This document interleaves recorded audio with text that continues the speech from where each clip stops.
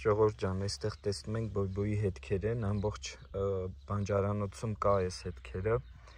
Անցած տարվանից պայքարում ենք, բայց արդյունք չկա, որովհետև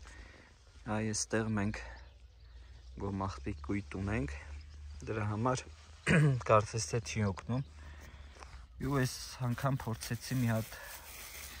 ավանդական տարբերակով, ձվի կճեպով։ Ասում են, որ այս ձվի կճեպը լցնում ենք ածքերի մեջ ու իրանք ուտում ու սատկում են, չգիտեմ կօգնի թե չէ։ Անցած տարի էլ էի փորձել, կարծես թե այդքան էլ մեծ արդյունք չտվեց, բայց դե փորձում ենք նաև այս տարբերակով։ Նաև ինկուբացիայի արդյունքում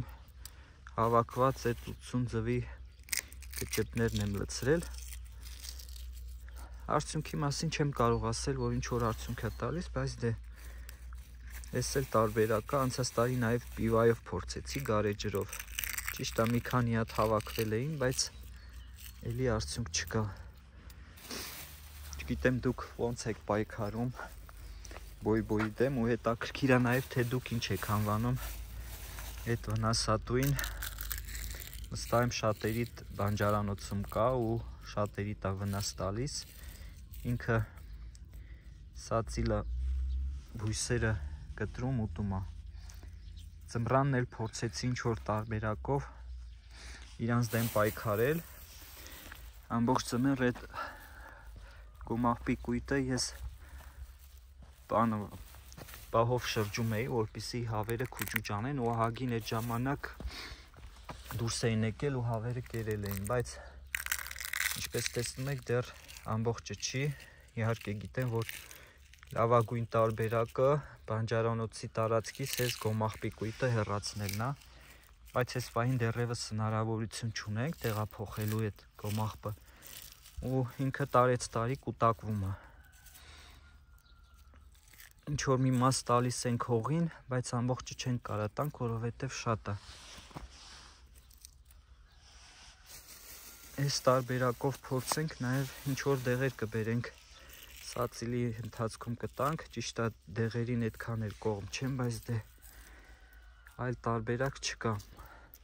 Կամ պետք է ընդհանրապես հողամասում ոչ մի բան չցանենք, կամ էլ պետք է օգտագործենք այդ տարբերակը, բայց այս տարբերակն է զուգընթաց օրվա ընթացքում հավաքվածը, ասենք ձու ենք ուտում կամ ինչ որ բանի օգտագործում ենք, այսպես շահ եմ տալիս բանջարանոցում, եթե օգուտ չտա, վնաս էլ չի տա։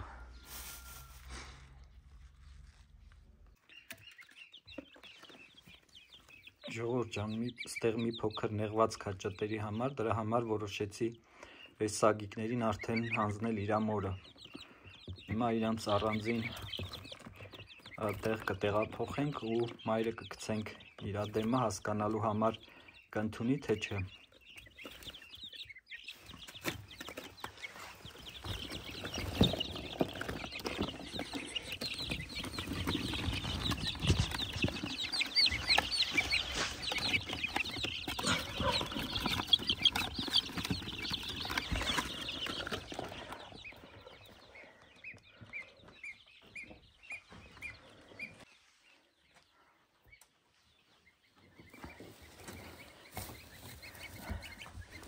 Հիմա այստեղ ինչ խնդիր է, որ քանի որ տեղ չունեի, որպեսզի սագին իրա ճտերի հետ գցեի տեղ, դրա համար իրանց հավի ճտերի հետ էի գցել, իսկ սագի տակ մի հատ փուրջ ձու կար, ինքը փուրջ ձվի վրա մի շաբաթից ավել արդեն նստել է, իսկ ճտերը հավի ճտերի հետ էին, սագի ճտերը։ Հիմա տեղափոխեցինք այստեղ հասկանալու համար կընդունի թե չէ։ Այստեղ նաև խնդիր այն, որ սագի ճտերը եւս սովոր չեն մորը, դրա համար մտածում եմ հնարավոր է մի քիչ դժվար հարմարվեն, բայց կարծես թե սագը դեմ չի, որ ճտերը իր հետ լինեն, ինքը մի շաբաթ արդեն նստած է փուրջ ձվի վրա ու վեր չկենում։ Այս մեծ սագի ճտերի տեղներ, մեծ սագերը տեղափոխել եմ ուրիշ տեղ, իսկ իրանց արդեն այստեղ տեղը տաքա Լույսը վառ կթողեմ, քանի որ դեռևս իրենք սովոր չեն, որ մորը պետքա մոր թևերի տակ հավաքվեն, բայց առաջին հայացքից կարծես թե հարմարված են, կհարմարվեն շուտ ու իրանք այստեղ մի որոշ ժամանակ կմնան, հետո նոր կտեղափոխենք արդեն մեծ կացարան ու բաց կթողնենք ընդհանուր սագերի հետ։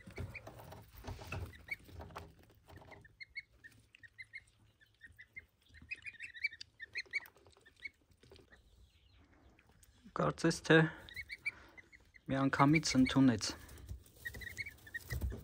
Այս ընթացքում մի փոքր զգույշ կլինենք, հնարավոր է սկզբից ընդունի, հետո սկսի խփել ու վնասել ճտերին։ Տեսեք։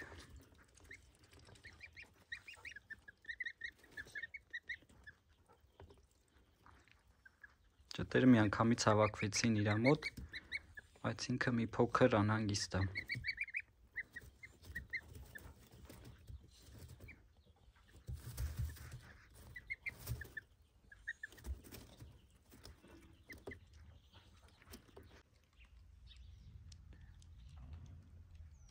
Հիմա ժամն է հավերի թռչունների համար խոտ հավաքելու ու այստեղ տեսեք մեր դպրոցի այգու բոլոր ծառերը գրեթե ծաղկել են, թեև կան խնձորենիներ, որ դեռ ծաղկման փուլում են։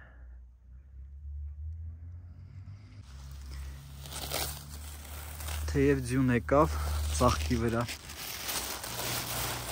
բայց հուսամ ծառերը ցուրտը չի տարել, դա մի քանի օր հետո կերևա։ Իսկ դու գրեք մեկնաբանություններում, տեսնենք, որ տարածաշրջանում էլի ձյուն եկավ ու ցրտահարություն եղավ, թե չէ։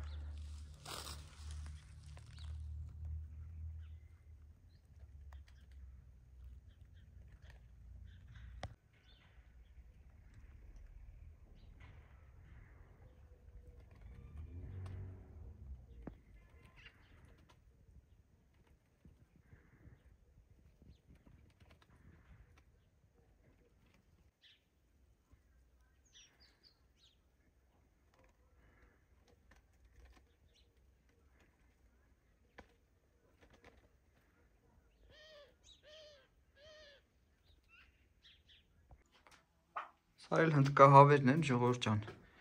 Ուրեմն այն սպիտակը արդեն 10 օրից ավել է նստած է, բայց այս երկուսը դեռ նույնիսկ ձուր չեն ածում։ Այ հաճախ եք հարցնում երբ կածեն, ժողովուրդ ջան, իրենք պահելու պայմանները, տարիքը կապ ունի ածելու հետ։ Իմ դեպքում իրանք ձմռանը մի փոքր խեղճացած էին, որովհետև տեղանքը որտեղ պահում էի, այդքան էլ հարմար չէր, իրանք դուրս չէին գալիս, չէին հարածում։ Բայց հիմա քանի որ հարածում են, արդեն բավականին խոշորացել են։ Նույնիսկ այ արուին տեսեք, ինչ խոշոր է դարձել։ Բայց դեռ չեն ածում։ Հուսանք գոնե մինչև մայիսի վերջ կածեն, որովհետև ուզում եմ սրանց էլ հնդկահավի ձվեր դնեմ։ Հավը չեմ դնելու, որովհետև համ ինկուբատրի մեջ եմ ստացել, համ էլ հենց սև հնդկահավի տակ է դրել, այդքանը բավական է։ Փորձեմ սրանցից էլ հնդկահավի, այն մյուսի տակ էլ եմ հնդկահավ դրել, հեսա այսօր միասին կստուգենք, նաև կտեսնենք ինչ արդյունք կա, արդյոք որցը աշխատում է, թե չէ։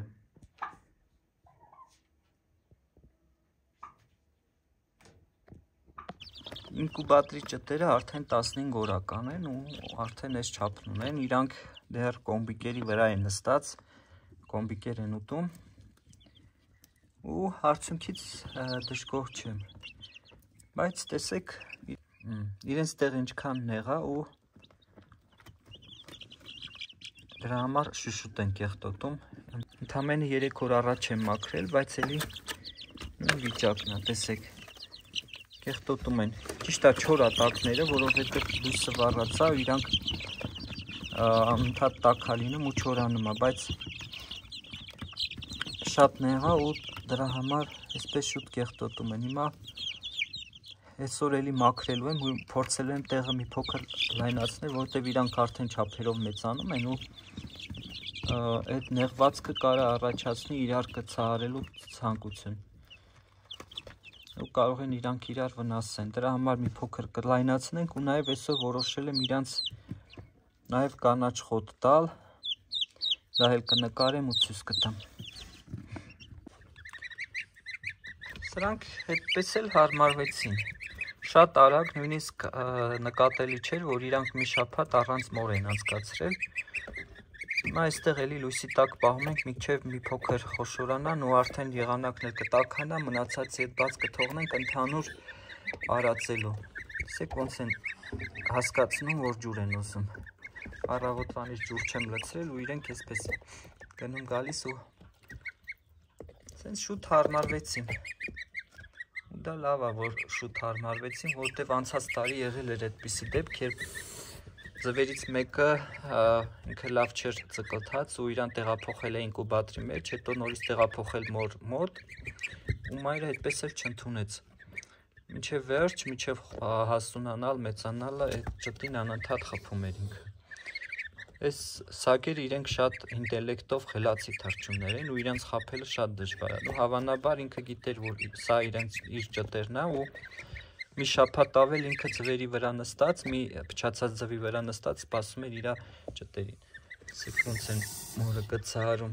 Սրանց արդեն նաև կանաչ խոտ եմ տալիս, բայց էլի տակները տեսեք 2 օրում ինչ են արել։ Այս թռչունները այդպես են, խոնավացնում են տակը, դրա համար շտապեցի իրանց շուտ հավերի մոտից անել, որովհետև հավի ճտերին էլ իրանք կվնասեին իրանց խոնավությամբ։ Իրենք այդ խոնավությանը հարմարված են, բայց հավի ճտերին այ խոնավություն չի կարելի, դա կարա հանգեցնի նրանց հիվանդության։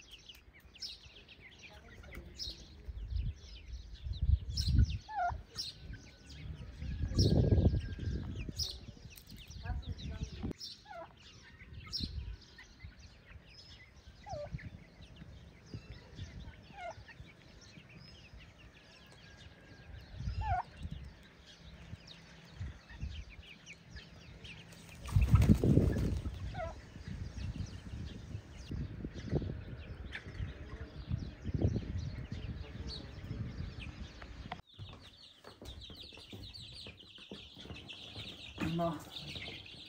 ակրենք այս ինկուբատորի ճտերի տակը ու տեսեք ժողովուրդ ջան, ինչպես են իրանք փչացնում գերը։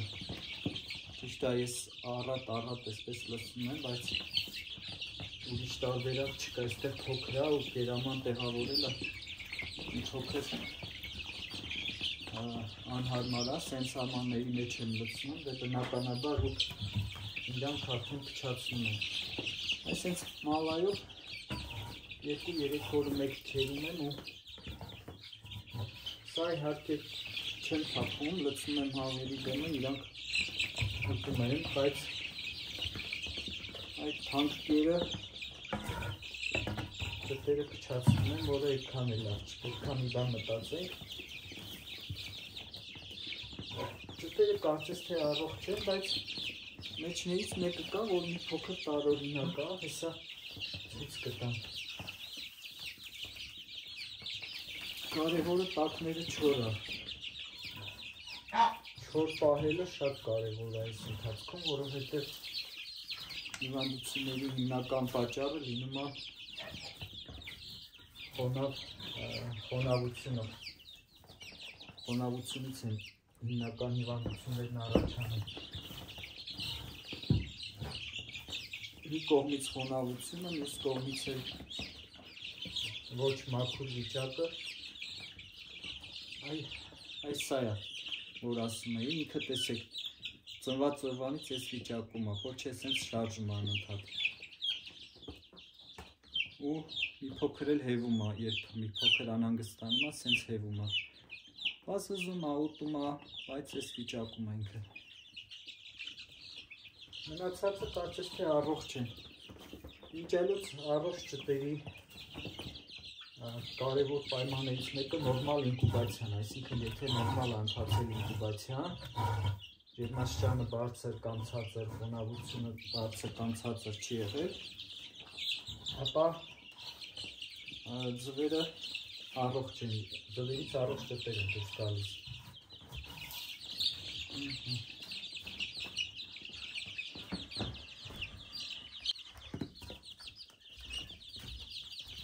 Երեսն էլ մաքրեմ։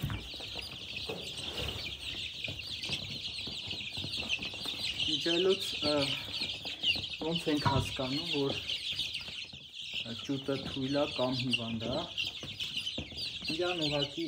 այս վիճակում բռնում ենք ու հակառակ ենք շրջում։ Եթե ինքը վրաս վերադառնում է նույն դիրքին, ուրեմն առողջ ճուտ է։ Տեսեք։ Իսկ հիվանդ ճտերը մնալու են այսպես մեջքի վրա ու չեն շրջվելու։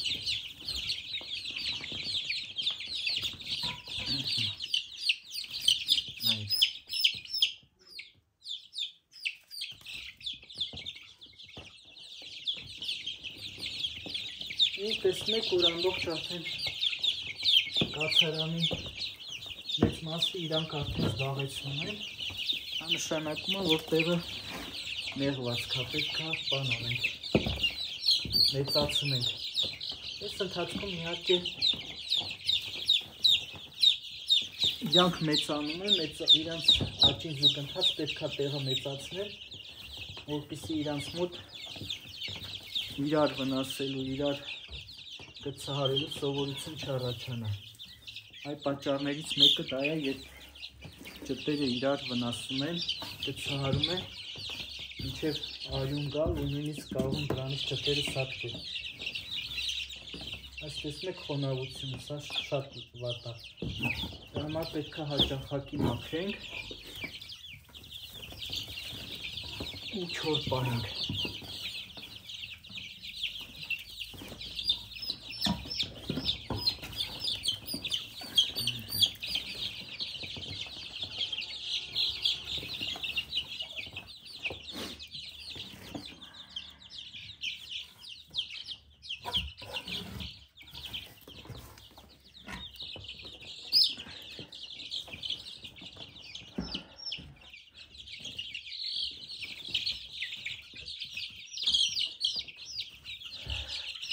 Սրա նայեք, տեսեք ոնց է, կանաչ ձվերից ժողովուրդ ջան, մեկը սա է։ Ես կասկածում եմ չեխական դոմինանտի վրա, ինտերնետում անընդհատ փնտրում եմ, որպեսզի հասկանամ ինչ սորտի ճտեր են, այ մեկը սա է ու կասկածում եմ դրա վրա, բայց էլի ոնց նկատում եմ, էլի աքլոր է։ Գիտեմ ես տարիք ունենա, կանաչ ձվեր ածող հավեր, թե չէ։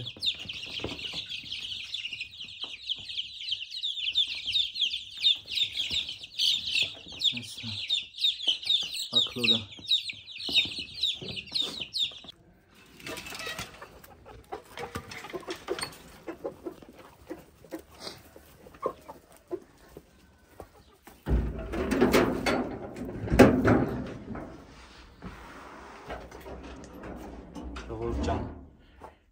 Հավաքենք ձվերը ու տեսնենք քանի ձու են ածել։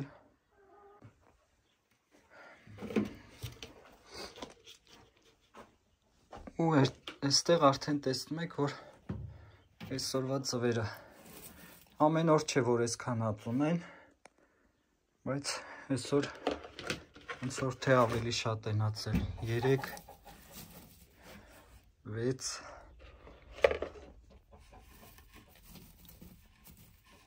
9 երկուսն էլ ստե 11 հատ նույնիսկ ներքևում են ացել 3-ն էլ ստեղ 14 ստե չկա ու մի հատ էլ ստեղ են ացել փոքր ձուա ինքը այս տարվա ճտերից են ացում ու դրա համար փոքր է 15 ձու այսօրվա մեջ երեք քիչ էին ացել 4 հատ այսօր 15 հատ Ված չի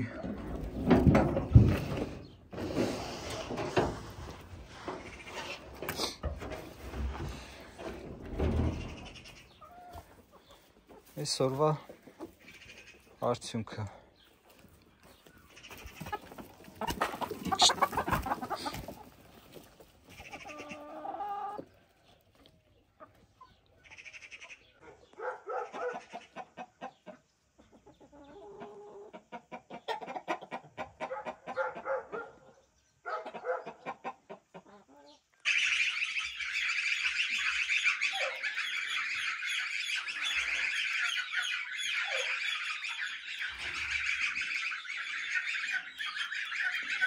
Ժողովուրդ ջան,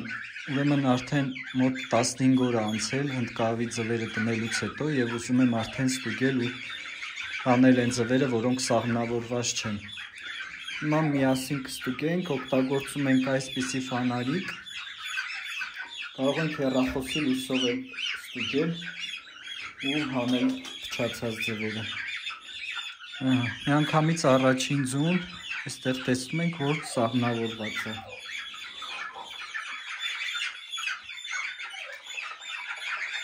Սա էլ ուշադիր որ նայեք երևում է սաղմը ներսում արյունատար համակարգը երակները սա էլ է սաղմնավորված էլի սաղմնավորված է սա էլ տեսեք ինչպես է երևում սաղմը ուշադիր որ նայեք չգիտեմ էկրանը հեռախոսի կփոխանցի թե չէ բայց լավ երևում են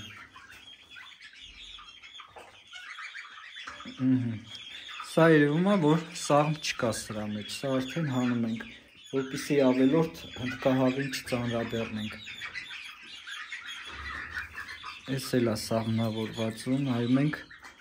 սաղմը երևում է, երակները երևում են ու նշանակում է կարող ենք թողնել։ Այդ տեսեք ինչպես է երևում։ Ձվեր կան, որ կճեպը բարակ է ու լավ երևում է, եւ ձվեր կան, որ կճեպը հաստ են ու չեն երևում։ Այ չսաղմնավորվածում, տեսեք, ինչ վառ է երևում։ Վառ երևում է, սա նշանակում է, որ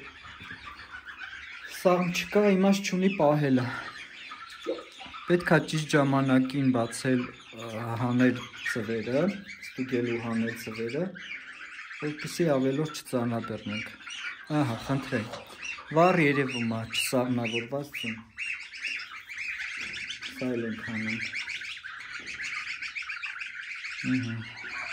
Սա էլ է երևում, սաղմնավորված է, սաղմ կա, վերջին էլ ստուգենք, սաղմ կա, ուրեմն դրել էի 17 ձու, որից մեկը ինքը մի քանի օր հետո ջարդել էր, իսկ երեքն էլ արդեն չսաղմնավորված ձվերն են։ Մնաց 13 ձու սաղմով են, արդյունքը վատ չի, տեսնենք ընթացքը ոնց կընթանա, ինչ կլինի։ Ստեղ մեծ սագն է ճտերի հետ, ժողովուրդ ջան, իրան տեղափոխել եմ էստեղ, ճիշտ է իրանք էստեղ ահավոր խոնավացնում են, որովհետև ամբողջ օր մի քանի անգամ ջուր եմ լցնում ու իրանք այդ ջուրը տեղափոխում են ծղոտի վրա, բայց շուշուտ փոխում են, որպեսզի չհիվանդանան։ Այդ տեսեք ոնց են։ Հիմա մի փոքր կանաչ խոտ տամ իրանց, որպեսզի իրանք չխանգարեն հնդուշկին, հնդկահավը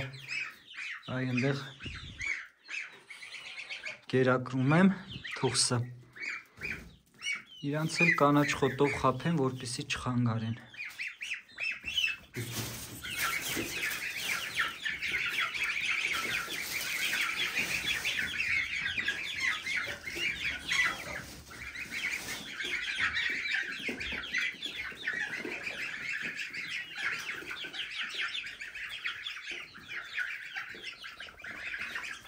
տեսեք ինչ ձևով են ուտում։ Իրանք սենց օրական մի քանի անգամ կերակրում եմ կանաչ խոտով ու իրանք ախորժակով սենց ուտում են։ Մի քանի օրեր կթողեմ այսպես կմեծանան, հետո բաց կթողնեմ ինքնուրույն արդեն կարած են։ Հիմա վախենում եմ բաց թողնել, որովհետև օրվա մեծ ժամ աշխատանքի եմ լինում, իսկ իրանք դեռևս փոքր չեն, բայց այնքան մեծ չեն, որ շներն ու կաչաղակները չվնասեն։ Ձերքով ցույց տամ ինչ չափի են, որպեսզի պարզ լինի։ Ձերքից չափ ու բավականին նաև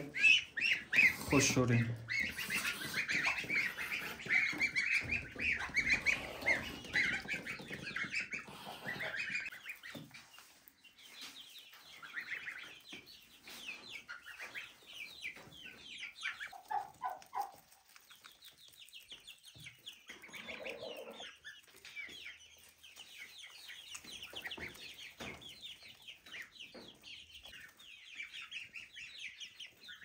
Ջերավ ու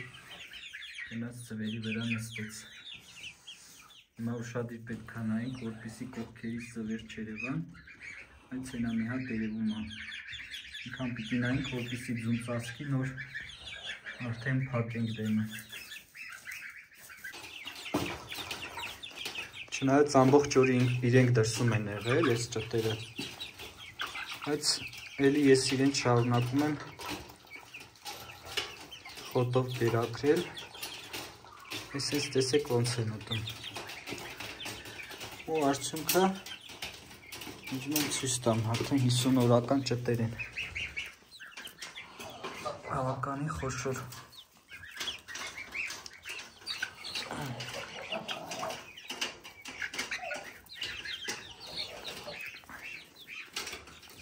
Այ տեսեք։